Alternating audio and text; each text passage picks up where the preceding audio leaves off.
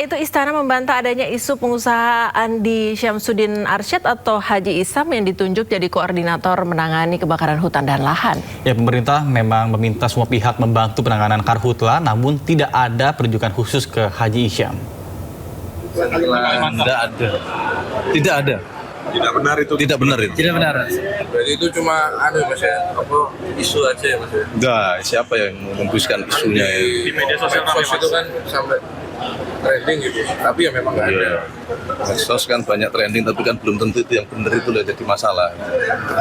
Oke, bahwa semua pihak diminta ikut membantu, ya. Tapi kalau menjadi koordinator ya, itu tidak akan benar. Kewenangannya bukan di situ. Pemirsa, titik api kebakaran lahan gambut di Kabupaten Pelalawan Riau terus bertambah. Ya, selain di Kecamatan Kerumutan, kebakaran hebat juga terjadi di lahan gambut yang berlokasi di ibu kota kabupaten. Waduh, kondisi api di kilo 12 semakin besar ini.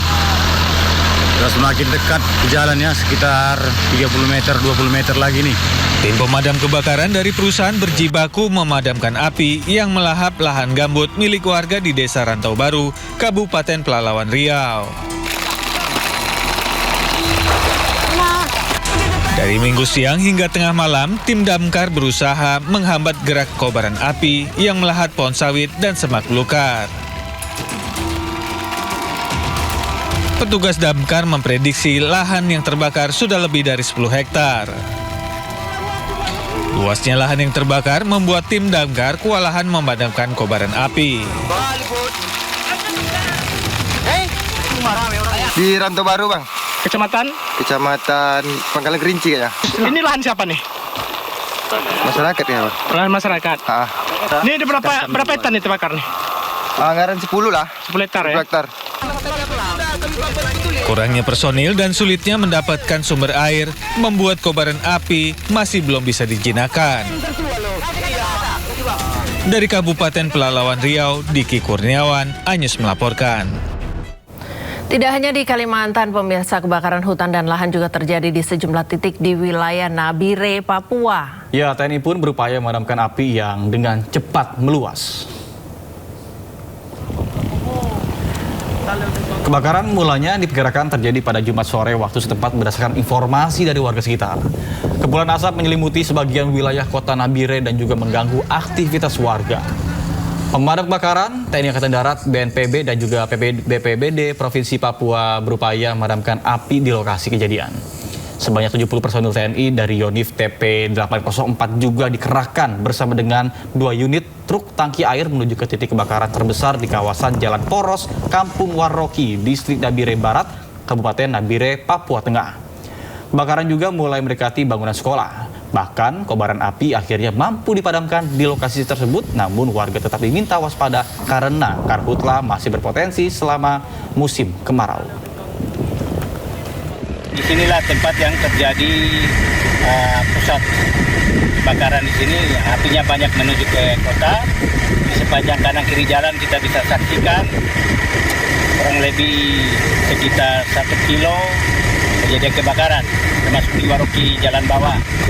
Dan hari ini kami cukup tertolong dibantu, di mana dari Korem membantu kita dengan pasukan yang ada, Kodim, Yon PP 804. Terbakar selama 2 hari, titik api baru kembali muncul di Taman Nasional Waikambas, Lampung Timur, Lampung. Ya, kali ini api melahap lahan gambut yang berada di wilayah Desa Braja Luhur, Kecamatan Braja Selebah, Kabupaten Lampung Timur. Api dilaporkan muncul di titik baru pada hari Minggu pagi dan terus membesar dikarenakan kencangnya hembusan angin serta lahan yang juga didominasi oleh tanaman kering. Ratusan personel gabungan pun diterjunkan, kemudian proses pemadaman mengalami kesulitan lantaran lokasi yang sulit dijangkau dan harus menyeberangi sungai, sehingga mobil pemadam kebakaran tidak dapat masuk ke dalam lokasi.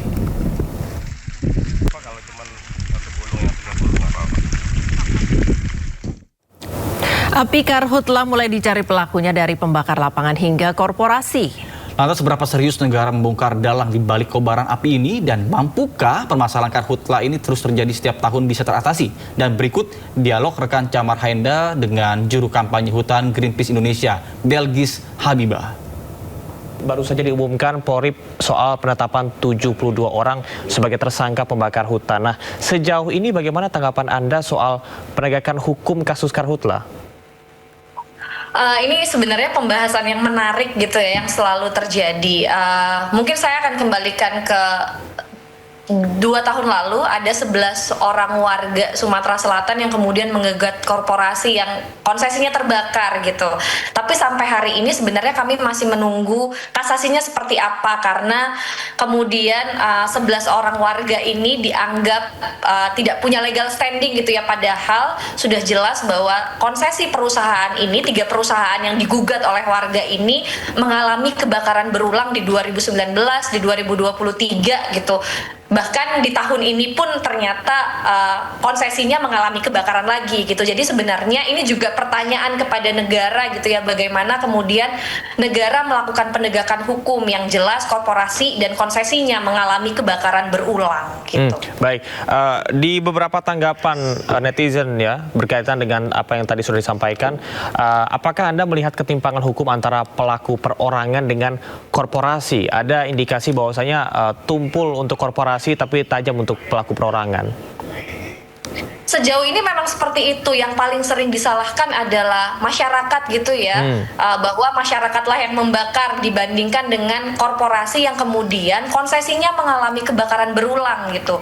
Kayak misalkan kayak tadi gitu ya, dia udah terbakar di 2015, kemudian dapat sanksi denda gitu, belum dibayar atau bahkan sudah dibayar, kemudian di 2019 dan 2023 mengalami kebakaran berulang, tapi nggak ada penegakan hukum yang lebih lanjut dan bahkan sampai misalkan izin konsesinya tuh dievaluasi dan dicabut gitu. Itu juga sebenarnya adalah pertanyaan. Sedangkan kalau masyarakat, mereka kemudian dapat sanksi pidana yang cukup keras. Artinya sebenarnya proses penindakan hukumnya juga masih tumpul. Ketika masyarakat sangat cepat sekali prosesnya, tapi ketika korporasi prosesnya panjang dan berbelit begitu. Ancaman hukumannya 9 tahun penjara. Setiap musim karhutla banyak pelaku di lapangan yang ditangkap, tapi rasa-rasanya sulit menetapkan tersangka dari pihak korporasi. Anda punya tanggapan terkait dengan hal ini? Ini kita nggak bisa melihat dari satu sudut pandang begitu ya. Kenapa kemudian masyarakat paling sering dikenakan atau enggak dalam konteks hukum mereka paling sering mendapatkan hukuman gitu ya dalam konteks pidana. Sebenarnya begini, akar masalah karhutla di Indonesia terutama adalah kerusakan lahan gambut gitu. Dulu masyarakat ini punya kultur gitu ya membakar lahan, tapi saat itu kondisi gambutnya masih baik gitu, masih alami, masih basah. Tapi ketika lahan gambut dibebani izin dan untuk bisa ditanami, maka ada proses kanalisasi untuk mengeringkan gambut ini, dan itu dilakukan oleh korporasi. Gambut ini sebuah ekosistem yang utuh gitu, ketika dia dikeringkan di satu sisi maka dia akan kering secara keseluruhan, dan itu yang bisa melakukan hanya korporasi karena mereka melakukan kanalisasi besar-besaran.